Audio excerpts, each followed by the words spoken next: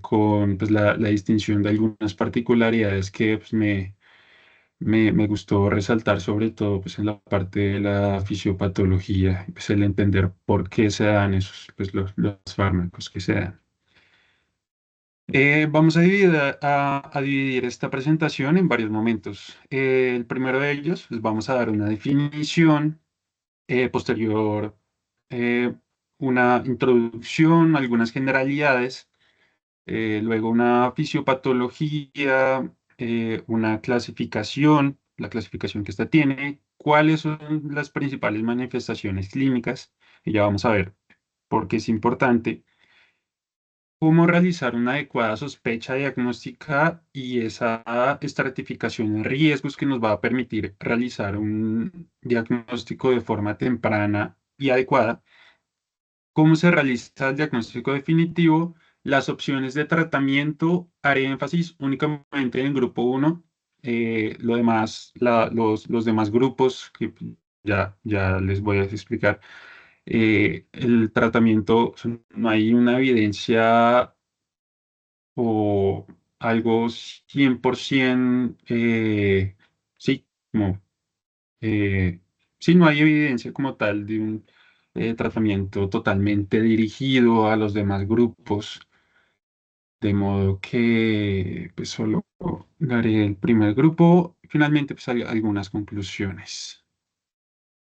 Entonces, ¿qué es la hipertensión pulmonar? Esta se va a definir como el grupo de patologías que presentan una elevación anormal de la presión arterial pulmonar media.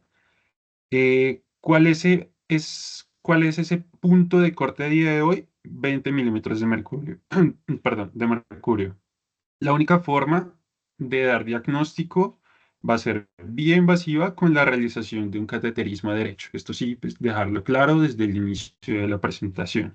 No hay ninguna otra manera de realizar el diagnóstico de esta patología.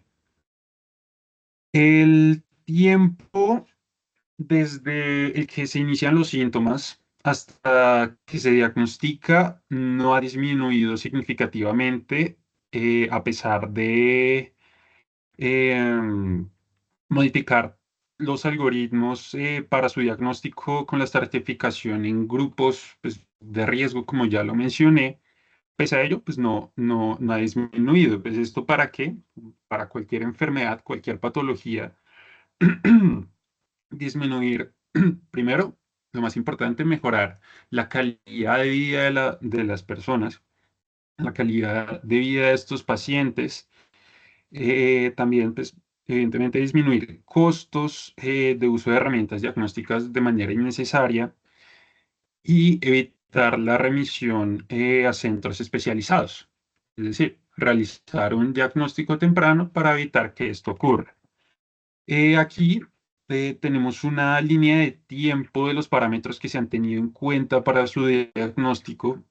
Lo que está en azul son los cambios propuestos por los simposios mundiales en hipertensión pulmonar y lo que está en verde son los valores aceptados en las guías de la Sociedad Europea de Cardiología y la Sociedad Respiratoria Europea, perdón. Inicialmente la OMS en 1975 organizó el primer simposio mundial en hipertensión pulmonar, dando estos valores iniciales. Una presión arterial pulmonar media mayor de 25 milímetros de mercurio que fue no realizado frente a ninguna, sí, el establecimiento de este valor no fue realizado frente a ninguna eh, um, una revisión sistemática, ningún tipo de metaanálisis, simplemente se impuso así de forma arbitraria en el Congreso. Eh, también una presión de enclavamiento de la arteria pulmonar menor o igual a 12 milímetros de mercurio. No se tenía en cuenta en su momento la resistencia vascular pulmonar como un criterio para su diagnóstico y la presión arterial pulmonar media, pero en el ejercicio. Lo que está en rojo, acá los números que vemos en rojo, todos los signos que vemos en rojo, son los cambios que a lo largo del tiempo se han llevado a cabo. Ya después de 45 años, ya se realizó en el febrero de 2018, ya hace 6 años, el sexto simposio mundial en hipertensión pulmonar, consistiendo pues, en traer todos los avances de mayor relevancia en los 5 años, en los 5 años previos a su realización. Primero, ¿qué se revisó?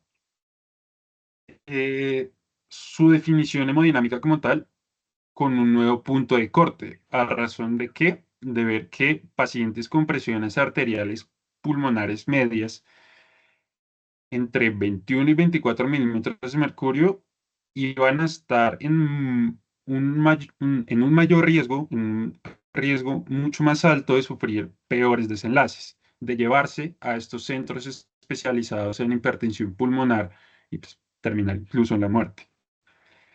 Entonces se pasó de 25 a 20, viendo este pues, aumento en la morbimortalidad en esta zona gris que se tuvo presente pues, durante varios años. El segundo aspecto que se revisó fue el hecho de resaltar la importancia de las herramientas de estratificación de riesgos para su diagnóstico. Listo.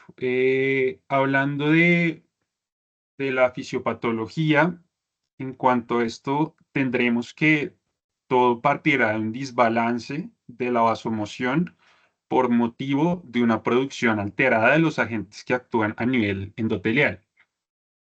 Con cualquier patología va a haber aspectos ya genéticos, ya mutaciones que vayan aquí a favorecer el progreso de este desbalance, pero pues en principio sería eso. ¿De qué nos habla? De una mayor, o sea, a nivel endotelial, una mayor eh, expresión de tanto canales de potasio, expresión de endotelina, de tromboxano A2, con, o sea, de forma inversa, con una menor expresión de óxido nítrico y prostaciclinas. Con el tiempo, pues va a haber un aumento de citoquinas, de serotonina, de factor de crecimiento derivado de plaquetas, que generará un estado activo de inflamación, llevando a una proliferación celular en túnicas media e íntima. Una, pues, como bien dice ahí en la diapositiva, una hiperplasia intimal y una hipertrofia de la túnica media, que pues, vamos a tener el desenlace de una vasculopatía angioproliferativa. Esto, en consecuencia, va a generar un aumento de la resistencia vascular pulmonar, es decir, vamos a tener un aumento de la poscarga del ventrículo derecho que a largo plazo eh, vamos a tener ya una falla ventricular derecha. Entonces, ese desbalance.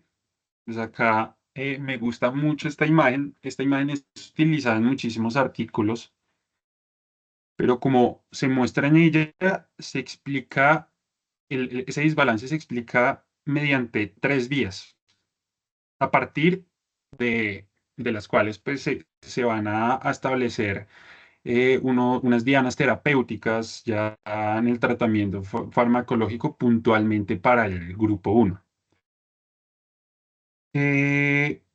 Entonces va a haber una vasodilatación disminuida, totalmente disminuida, en consecuencia de menos prostaciclinas, de menos óxido nítrico, ¿sí? Y va a haber, por el otro lado, una mayor vasoconstricción por mayor producción de endotelina. De ello, se han establecido dianas terapéuticas. El primero de ellos va a ser la fosfodiesterasa 5. ¿Cuál es la función de la fosfodiesterasa 5? Degradar el GMP cíclico. Si nosotros inhibimos esta enzima, vamos a hacer que haya mayor GMP cíclico a nivel intracelular de las células endoteliales y se va a promover vasodilatación a nivel de las células, perdón, del músculo liso y va a haber vaso, vasodilatación.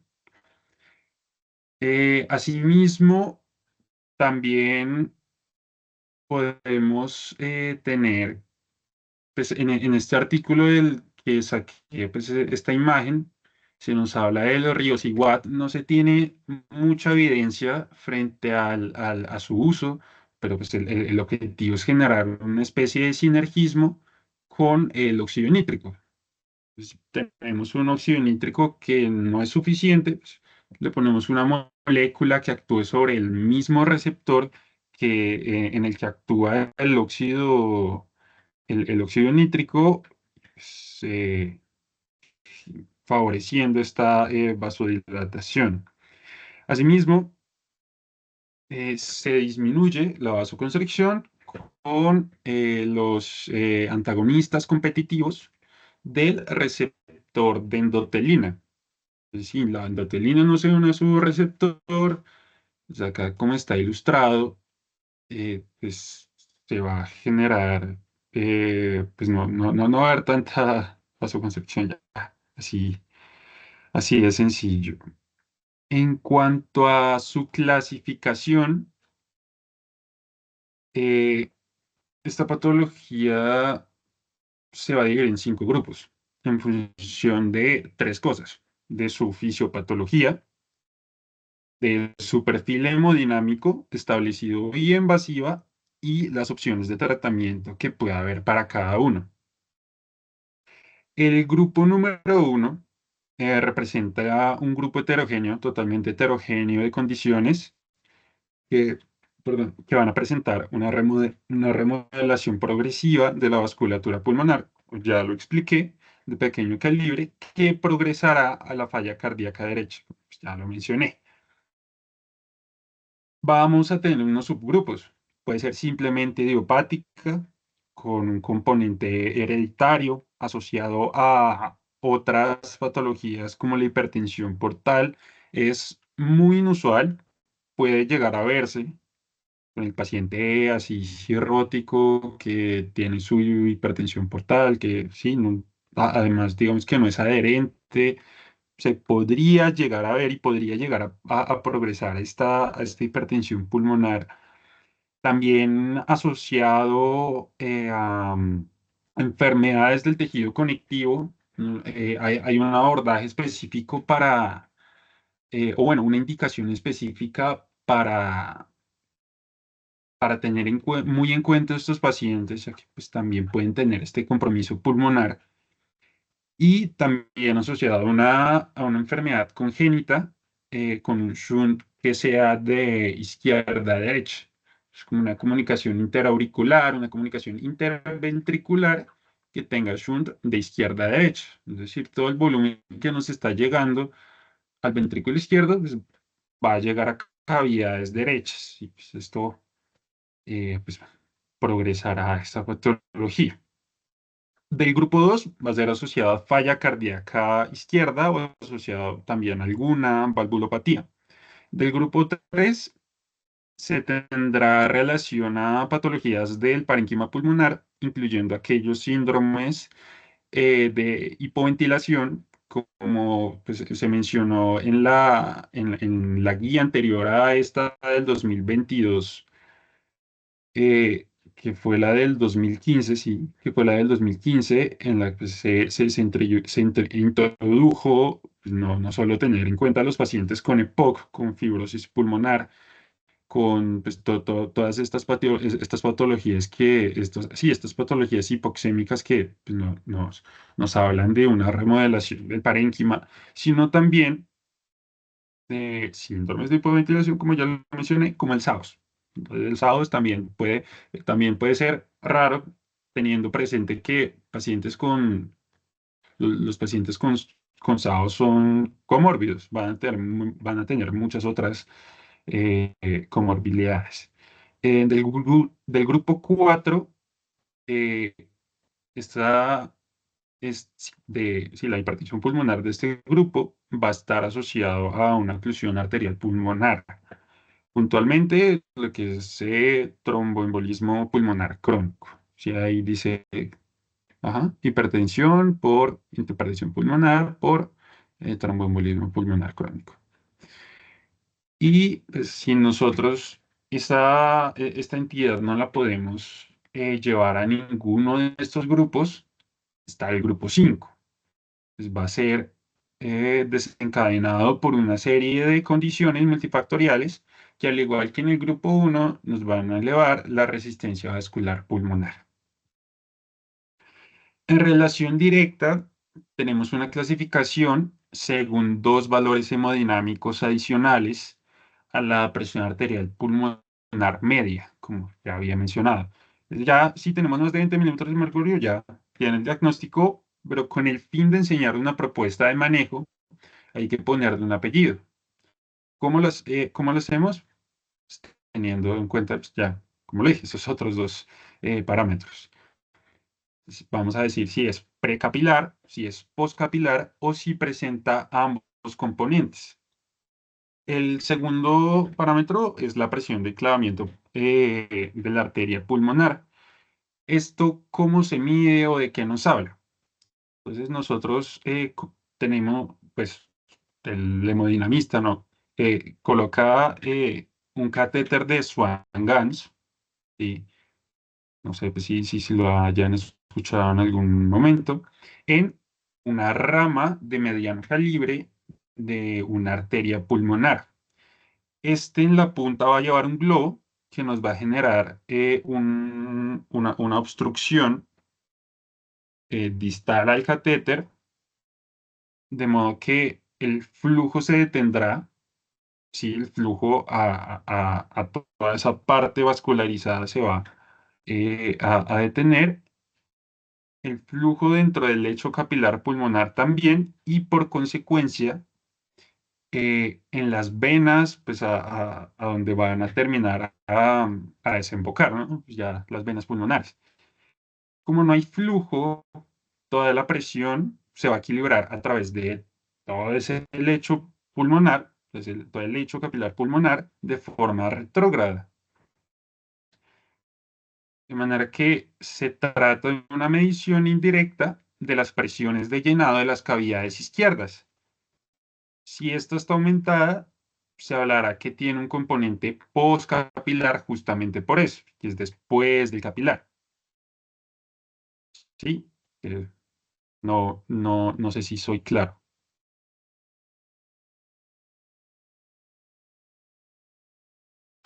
Sí, Tommy, perfecto. Ok.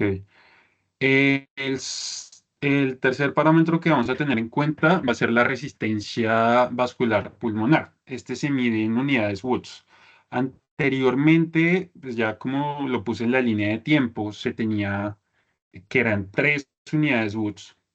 Pues, se vio que ya con dos, en relación a antecedentes, como al patrón de la enfermedad que tenían los pacientes, con un perfil de una presión de enclavamiento eh, menor de 15 milímetros de mercurio, pues habría que caracterizarla de alguna forma, pues no se les terminaba dando un adecuado diagnóstico y en consecuencia pues, un buen tratamiento. Sí,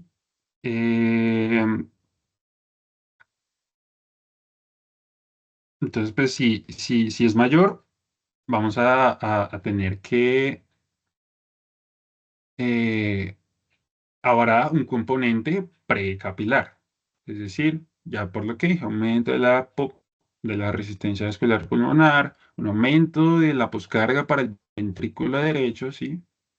Todo lo que, pues eso ya expliqué. Y pues también puede haber casos en los que pues, hay un patrón mixto, ¿sí?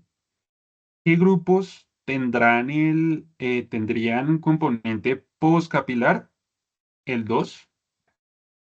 Pues, hablamos de la presión de enclavamiento, ay, perdón, hablamos de la presión de enclavamiento, es un estimado de la presiones de llenada de las cavidades izquierdas. Si tenemos falla cardíaca, pues acuérdense que para el diagnóstico de falla cardíaca, entonces es por laboratorios, por sí, por marcadores, por BNP, por clínica, y también una de las cosas que son tenidas en cuenta es que en el ecocardiograma se da un aumento de las presiones de llenado.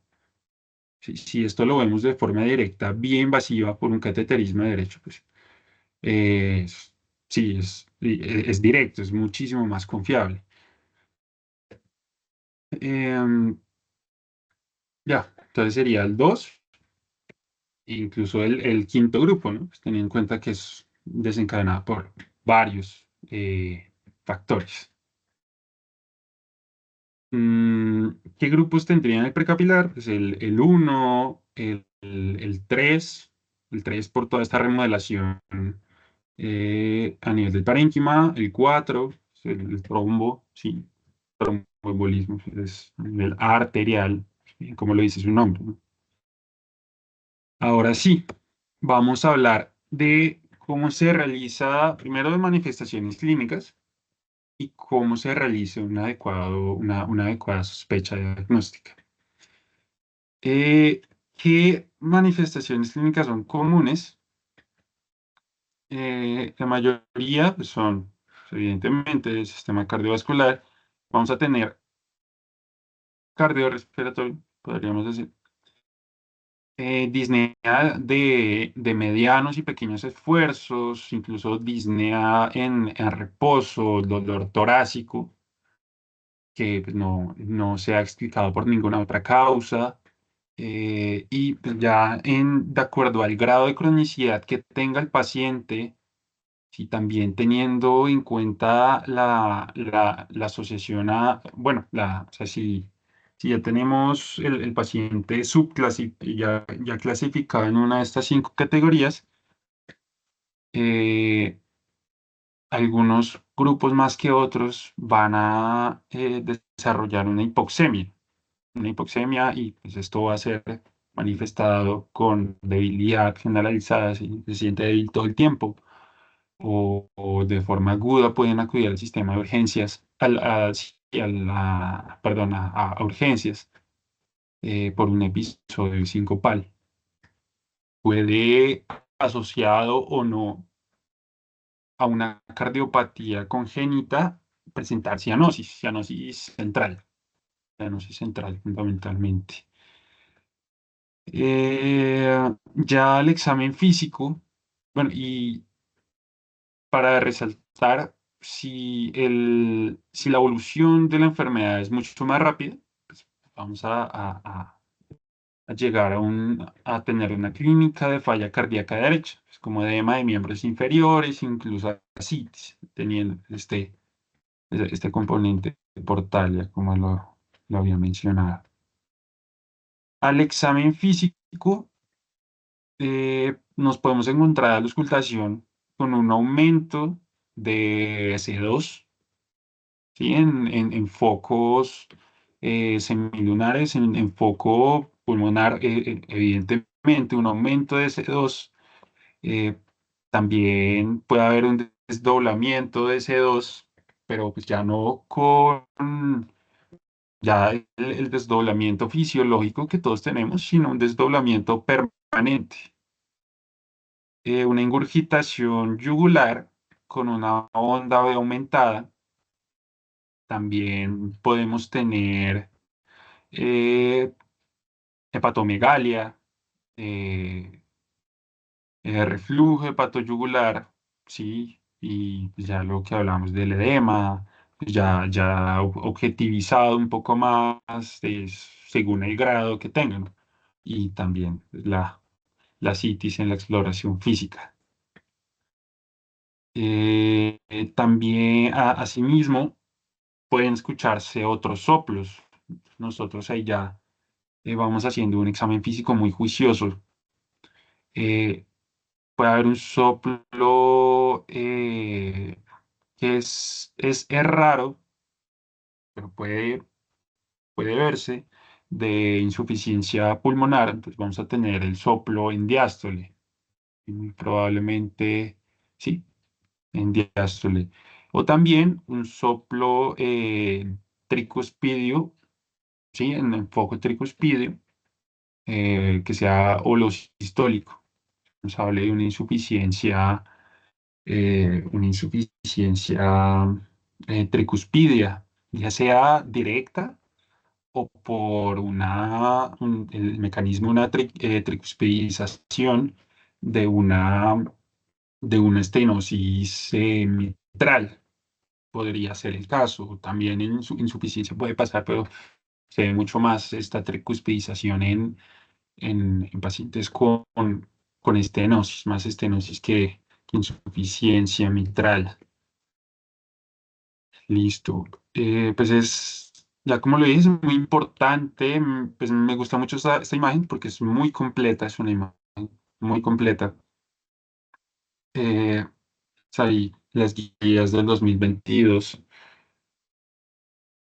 que nos dice que es muy, pero que muy importante, es como en cualquier patología vista en medicina interna, la, la, en la supra, no, en la supraespecialidad, que sería cardiología, ser un examen físico minucioso.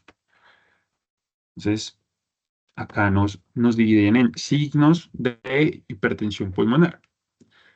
Ya todo lo que hablamos, sí, que es directo, pues algunas cosas ya el examen físico, ¿no? Eh, y con el tiempo, ya el paciente pues va a estar con clínica de falla cardíaca de derecha, pues todo esto del edema de miembros inferiores, la ingurgitación yugular, hepatomegalia en casos así severos. mm, y pues, ya cuando hay falla del ventrículo derecho, va a haber cianosis ya únicamente no central, sino también cianosis periférica también. También pues las extremidades frías, el llenado capilar prolongado, perdón, ¿sí? Más de 3 segundos, ¿verdad? Y ver al examen físico también otras cosas. Acá nos mencionan, por ejemplo, en pacientes del grupo uno, si vemos al paciente con dedos en palillo de tambor sí, de fibrosis pulmonar, sí, que tenga ya también, digamos, un TAC con su patrón en panal de abeja, ya, ¿qué más estamos buscando? Ya sabemos en dónde lo clasificamos y pues, cómo ya posteriormente el tratamiento que le vayamos a hacer. También patologías congénitas, sí, patologías congénitas, sí, cardiopatías congénitas. Tener bien presente el síndrome de Eisenmenger, pues eso pues es otro tema, pero pues en sí es una anomalía cardíaca, o sea, una cardiopatía congénita asociada pues, a hipertensión pulmonar y asociada a poliglobulia. Pues eso ya es otro tema aparte. Si estamos auscultando, si hacemos la auscultación cardiopulmonar, nos encontramos sí, con estertores, con roncus, sí, ya de base podemos empezar a guiarnos. Si el paciente tiene antecedente de POC, sí, todos los antecedentes toxicológicos habidos y por haber, pues ya nos vamos al grupo 3. Si tiene estertores, si fue de forma aguda porque, pues, no sé, presentó una infección de vías urinarias, pues, no, pues nos vamos ya al grupo 2 que sería pues, una falla cardíaca izquierda de larga data, el paciente es hipertenso, es dislipidémico, sí, con atorvastatina de alta intensidad, es diabético, insulino requiriente, pues ya sabemos hacia dónde vamos. También si el paciente tiene antecedentes o incluso secuelas por una trombosis venosa, ¿sí? Ya sea sí, una TBP y miembros inferiores o directamente un TEP, nos podemos orientar también un poco más. ¿Listo? Y ya en el componente o sea, de autoinmune, teniendo en cuenta pues, la esclerosis sistémica, pues, ya nos vamos otra vez al grupo uno. Listo, ahí, ya. Bueno, y antes de ver cómo realizar una buena sospecha diagnóstica, pues en base a la clínica que ya mencionamos, no sé si hay un voluntario que pueda leer este electro, que pues ya de acuerdo a todo lo que fue revisado en el módulo de cardiología, el módulo de electro. No sé si alguien lo quiera leer. Ya todo el mundo se fue a dormir.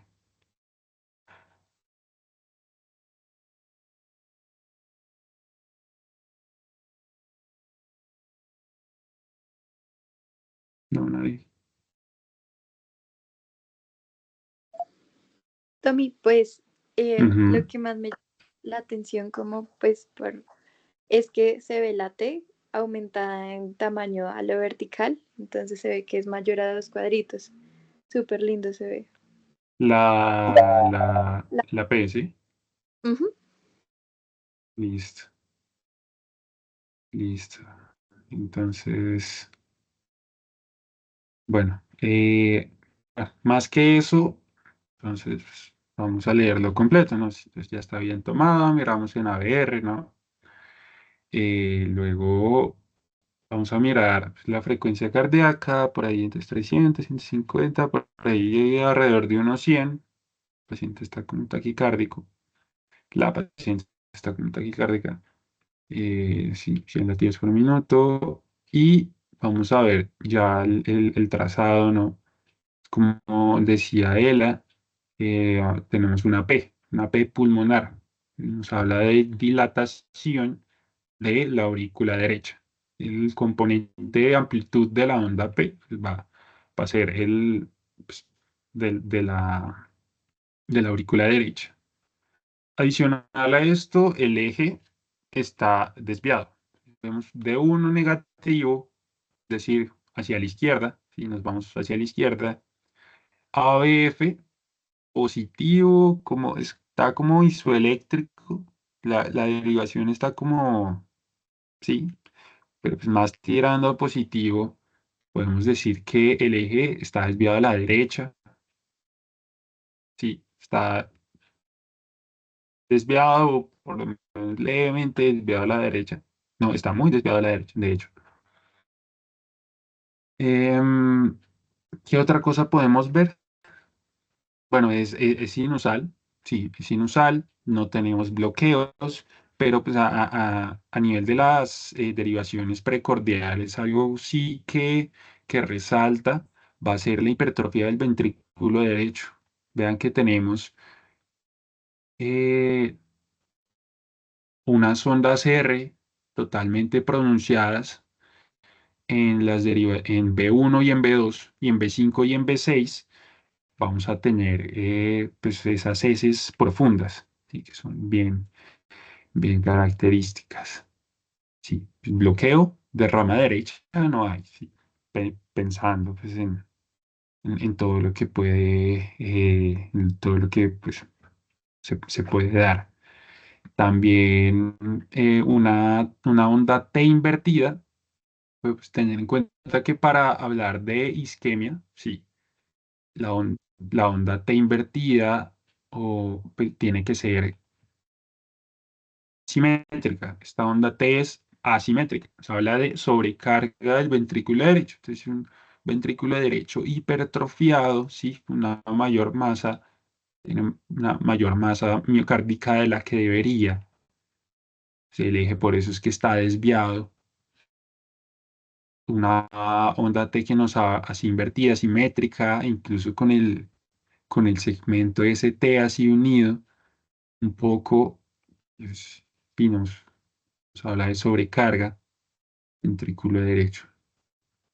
Si vean que en D1 está totalmente negativo, en, en D3 que es D3, D2, pero sobre todo D3, está, está positivo. El eje está ahí, completo. Listo. Entonces, en la guía del 2022, eh, ahí no, nos dan esta tablita, que puede haber una P pulmonar. Pues, ¿cómo se define? Pues la P mayor a 0,25 milivoltios. ¿Sí? Acuérdense que cada cuadrito grande es un milivoltio. Entonces, un cuarto de todos los 5 cuadritos chiquitos. También un eje cardíaco derecho, que hay una hipertrofia ventricular, pues aquí ya con los criterios, si queremos ser muy juiciosos, pero si es así de evidente como lo que acabamos de ver, pues, ¿no? Ya un ejercicio rápido de hacer una lectura rápida, lo podemos hacer así. Un bloqueo de rama derecha también puede haber. Y ya lo que hablamos de la depresión del ST unido ahí con la inversión de la onda T también, total, esa asimétrica, eso fundamentalmente. Aquí ya el ecocardiograma, que muchos hemos visto que en la lectura del ecocardiograma nos habla una una PSAP de tantos milímetros de mercurio. Y abajo dice, probabilidad baja, intermedia, alta para hipertensión pulmonar. Entonces, está, nosotros no hacemos diagnóstico con el ecocardiograma, con el eco-TT. Lo que hacemos es dar una probabilidad con esta rectificación de riesgos. O sea, acá es una recomendación eh, pues, dada por la guía de realizar el ecocardiograma, teniendo en cuenta pues, unos parámetros, ya algo que vamos a ver, sí.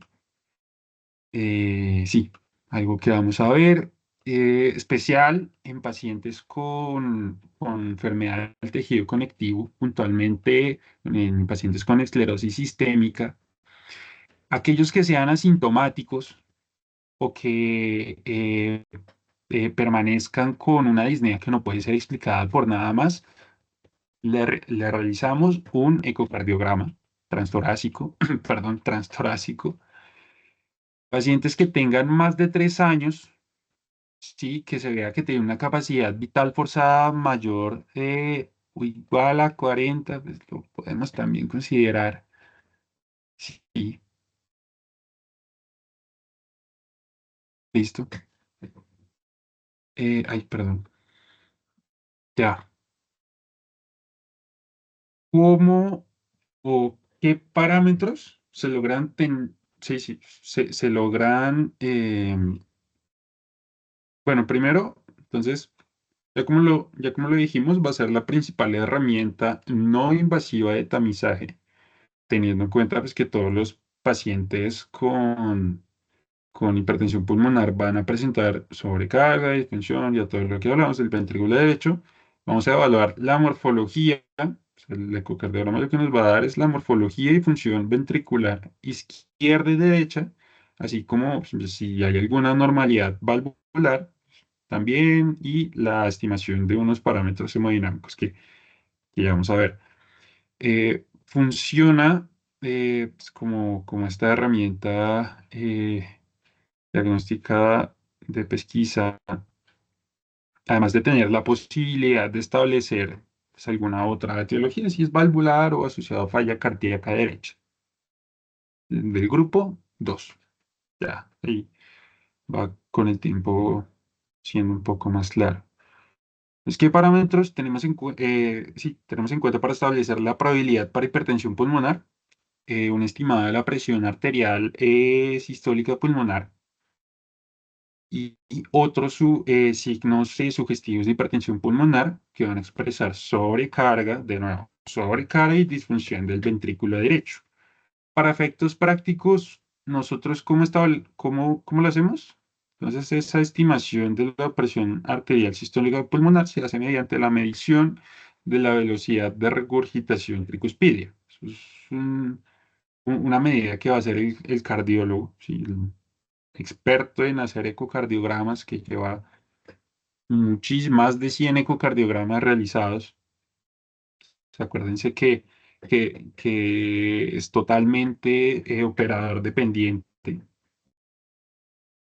Mm, y pues esto no es suficiente, ya que se vio que por sí misma no funciona porque puede sobreestimarse o subestimarse en algunos casos. Se debe, sí, tener bien presente, pero en suma o no de otro signo, sobre todo pues, algún cambio morfológico que demuestre pues, esta falla ventricular derecha. Entonces, ¿cuáles? Esto la guía nos lo divide en tres. La guía nos lo divide en tres, en A, B, C, ahí dice. Entonces, los signos ecocardiográficos dividido ahí en la lista presentada A, B, C. En el apartado del A nos va a hablar de los ventrículos. Entonces, de las cosas que vamos a ver es que puede haber una rectificación del septum interventricular. Puede haber puede ocurrir eso. Y además, que con esa rectificación, la relación del tamaño del ventrículo derecho sobre la del ventrículo izquierdo sea mayor de 1. ¿Sí? Va a hablar que está dilatado el ventrículo derecho y está desplazando el septo interventricular. Recordar que parte de la contractilidad del ventrículo derecho nos va a depender totalmente, pues la mayor parte nos va a depender del septo interventricular. La pared libre pues, también tiene eh, con sus fibras longitudinales y transversas su componente de la contractilidad, pero eh, por ejemplo, pacientes que se infartan, el ventrículo derecho, pues eh, el que se conserve el septo interventricular, pues es lo que permite que no tenga la mayoría de los pacientes, un deterioro pues, sí, pues sí, negativo para el paciente. En el apartado B, pues vamos a ver la arteria pulmonar. Es que tengamos ahí en la válvula, se mide la válvula pulmonar, una velocidad de regurgitación diastólica temprana mayor de 2,2. Y también esto lo podemos ver por TAC, un diámetro del tronco pulmonar mayor de 25 milímetros. Eso es claro. Y en el apartado C vamos a ver lo que es aurícula derecha eh, y, y vena cava inferior. Es una aurícula con un área, sí, una aurícula derecha con un área mayor de 18 centímetros cuadrados. ¿Esto qué nos va a hablar? Si tenemos una mayor área y específicamente cuando en diástole. Si tenemos una mayor área en diástole, entonces, en sístole, acuérdense que las aurículas, si tienen su diástole, inician su diástole en la sístole ventricular. ¿Sí? Y también una vena cava inferior con un diámetro mayor de 21 milímetros, asociado a una colapsabilidad inspiratoria disminuida, menos del 50%, es decir, con un ciclo respiratorio, y pues sí, y con un ciclo respiratorio normal que sea menos del 20%. Es decir, pues, el paciente va a estar congestionado, ¿sí? Nos va a hablar, sí, también pues, de una presión venosa central aumentada. Eh, Acá un pequeño resumen y pues, me devuelvo un poco. Es decir, tenemos, la tabla nos presenta, miramos la velocidad de regurgitación tricuspide pico. Si es menor de 2,8 o no es medible y además no tiene otros signos ecocardiográficos adicionales, la probabilidad va a ser baja. Si tenemos menos de 2,8, menos o igual a 2,8 o no es medible, pero tenemos uno de estos factores, va a ser una probabilidad intermedia. Así como si no tenemos ninguno, perdón, signos, así como si no tenemos ninguno de estos signos adicionales, pero eh, la velocidad de regurgitación tricuspidea entre 2,9 y 3,4 también va a ser intermedia. Si tenemos de 2,9 a 3,4 es como una especie de tenerlo en cuenta y a la hora de aplicarlo como por escalones. Entonces, si la anterior era de 2,9 a 3,4 intermedio sin otros signos. Entonces, sí, es lo mismo, pero si tiene signos ya es alto, ¿sí? Porque nos está indicando que tiene mayor probabilidad, es una probabilidad alta, riesgo alto. Y si ya tiene más de 3,4, si tiene una velocidad de regurgitación tricuspidea más de 3,4, no necesitamos mirar absolutamente nada más. Necesitamos tener nada más en cuenta. Ya es un valor que va a tener un mayor valor predictivo positivo, ¿sí? Frente a qué a esta patología. O sea, acá lo mismo. Menos de 2,8. ¿Tiene o no otros signos? No tiene. Baja probabilidad. ¿Qué hacemos? Entonces, si tiene factores de riesgo para pensar que a largo plazo pueda tener hipertensión pulmonar, pues, seguimiento con eco. Si no tiene ningún factor de riesgo, pues, pensar en otros diagnósticos. Nos devolvemos. Si la presión, si la velocidad de regurgitación tricuspidea es menor o igual a 2,8, ya de base, bueno, y tiene otros signos, por lo menos uno, la probabilidad va a ser intermedia. Ahora, nos preguntamos, ¿tiene factores de riesgo? Eh, ¿Tiene factores de riesgo asociados? Podemos pensar, depende, podemos pensar en la realización del cateterismo derecho, sí, en la realización del cateterismo derecho, pero ya tener en cuenta toda la historia clínica del paciente, ¿sí? O seguimiento con eco, si no tiene estos factores de riesgo, si estos factores de riesgo asociados. Si está entre 2,9, si tiene otro signo, por lo menos uno, una probabilidad alta. Y si ya pues es mayor de 3,4, ya una probabilidad alta y lo que vamos a hacer es directamente ya un cateterismo derecho. Listo. Em, Otra vez, como resumir un poco,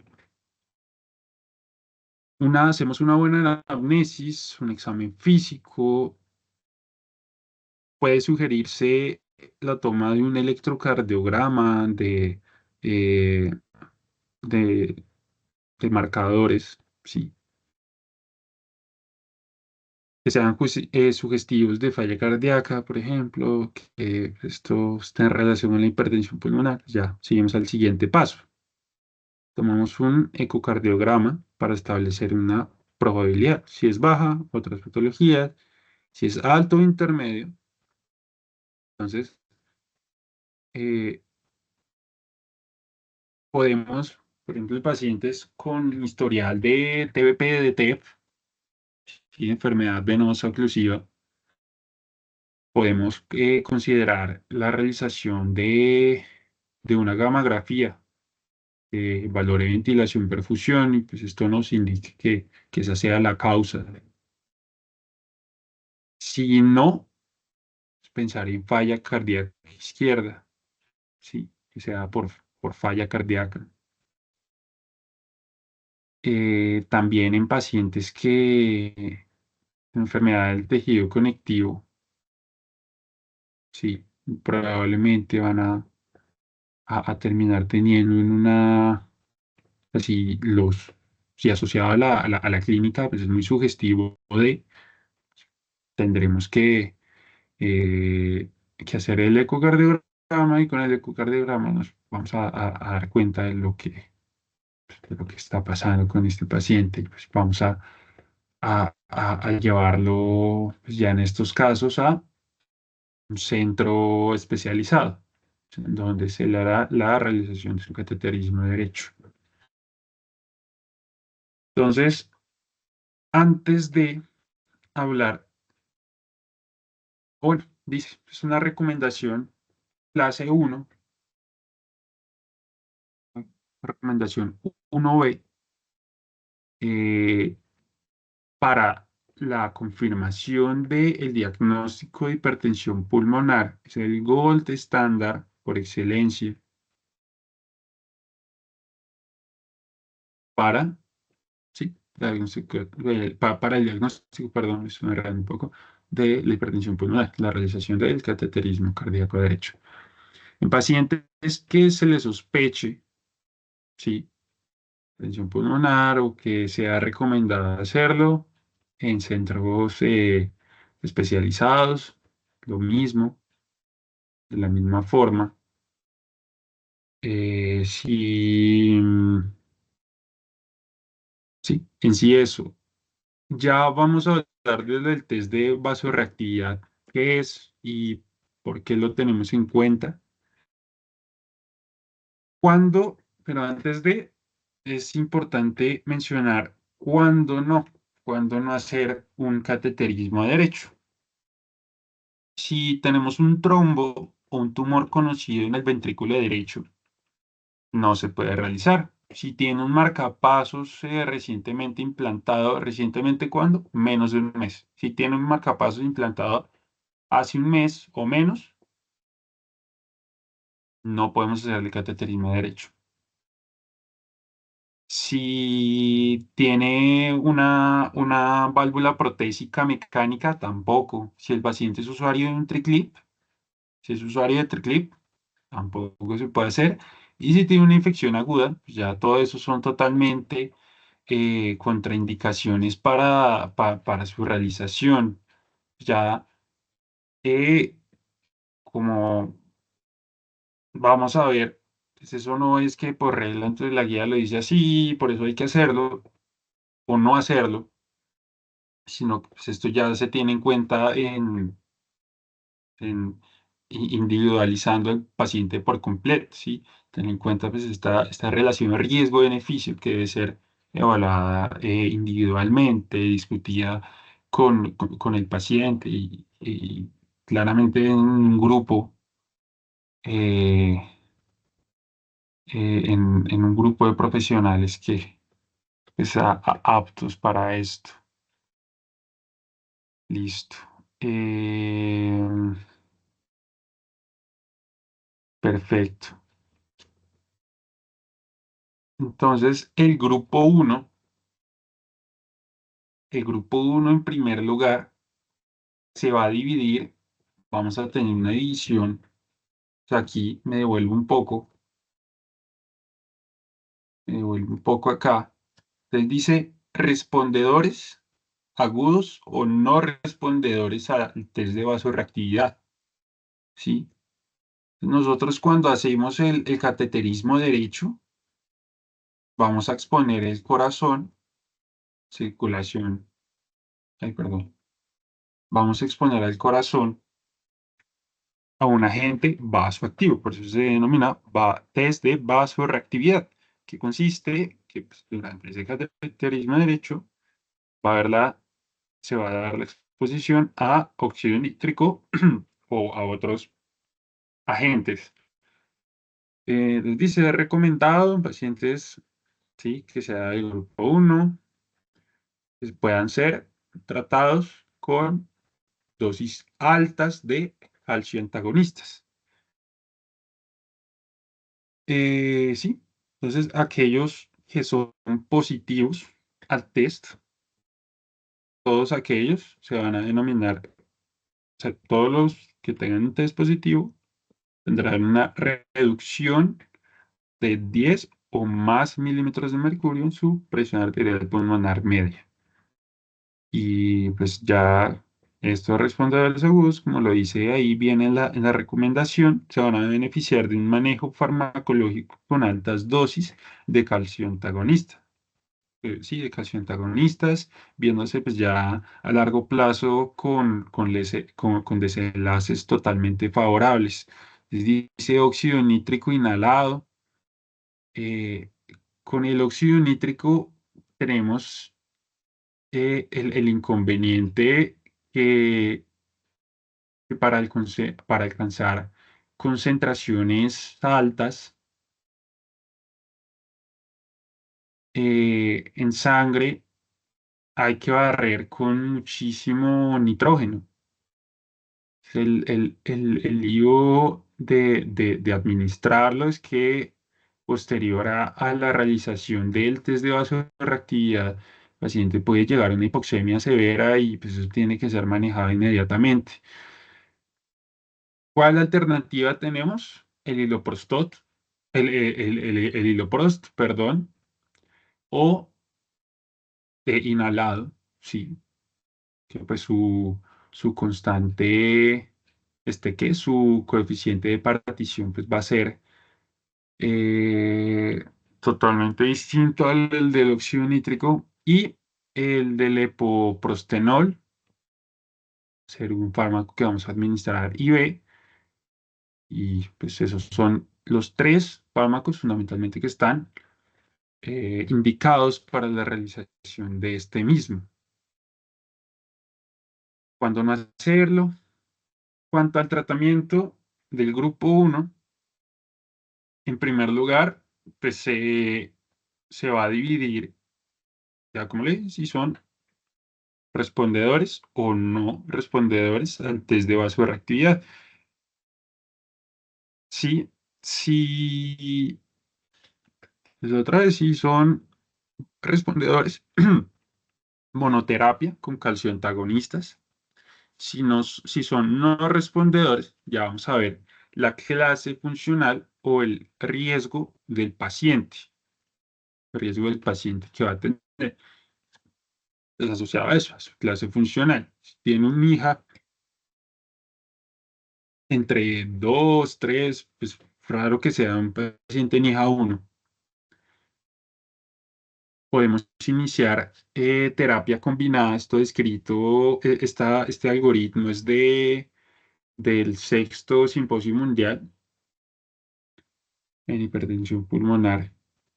Vamos a tener la combinación de antagonistas de receptor de endotelina, es decir, menos vasoconstricción, más inhibidores de la fosfodiesterasa, más GMP cíclico, más vasodilatación. Todo eso nos disminuye la resistencia vascular pulmonar, mismo efecto que tendría el calcio antagonista, nosotros mediante estas dos vías. ¿En qué combinaciones podemos dar? En ambrisental y tadalafil, pues nosotros comúnmente vamos a ver es el macitentan y el sildenafil, ¿sí? Que son los que más vamos a tener presentes. También es en un grupo de pacientes específico, no tengo la recomendación acá puntual, no lo encontré en la guía, esto está es en el simposio mundial, en sexo simposio mundial en hipertensión pulmonar, que se considera el uso de riociguat y de bosentan. El- es un antagonista, ¿no?, del receptor de nutelina, y el riociguat, que nos va a actuar como de forma sinérgica con el óxido nítrico sobre su receptor. Si el paciente es MIJA 4, la terapia inicial tendrá que ser con epoprostenol, sí, en adición de esta terapia combinada que ya mencionamos, sí. Si es el paciente MIJA 4, si tiene ya una hipertensión pulmonar severa, si pertenece al grupo 3, podría considerarse ¿a qué? Pues hacer un traslado a un centro de trasplante pulmonar. Listo. Entonces, en cuanto al tratamiento también, se me va a apagar el computador.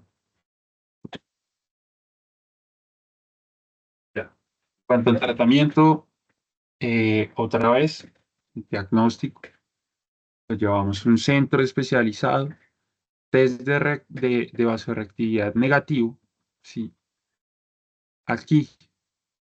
Entonces, ¿tiene o no tiene eh, comorbilidades cardiopulmonares? Entonces, si no tiene, entonces pues, va a ser el paciente joven del grupo uno, que los pacientes del grupo uno suelen ser pacientes jóvenes. Entonces, y tenemos eh, eh, un riesgo bajo o intermedio. Iniciamos antagonista de receptor, ajá, ya como lo mencionamos, de endotelina más el inhibidor de fosfodiesterasa 5. Listo. Si es un riesgo alto, iniciamos esa combinación más el uso de epoprostenol, ¿sí? Principalmente epoprostenol IV. O pues también viene una presentación subcutánea, no sé si allá en Colombia, no tengo conocimiento de ello. Luego, ver ya, por ejemplo, si el paciente tiene todos esos factores de riesgo, como pues, cardiopulmonares, otras comorbilidades, se puede iniciar monoterapia. Se puede iniciar monoterapia con, eh, con alguno de los dos. Entonces, con antagonista de receptor de nutelina o con inhibidor de la fosfodiesterasa 5. Cualquiera de los dos se puede realizar de la misma forma. Listo. Y listo. Entonces, sigamos. Y pues eso ya sería toda la presentación. No sé si y somos 5 personas. Y de las 5 personas que estamos acá, todos del semestre. Bueno, sí, de las 5 personas, pues algunos me podrían comentar como que en cuanto al diagnóstico, en cuanto a lo claro o el por qué es importante tener claro la fisiopatología de esta entidad, eh, que pues como qué mensajes nos deberíamos llevar a casa o que tendríamos que tener en cuenta.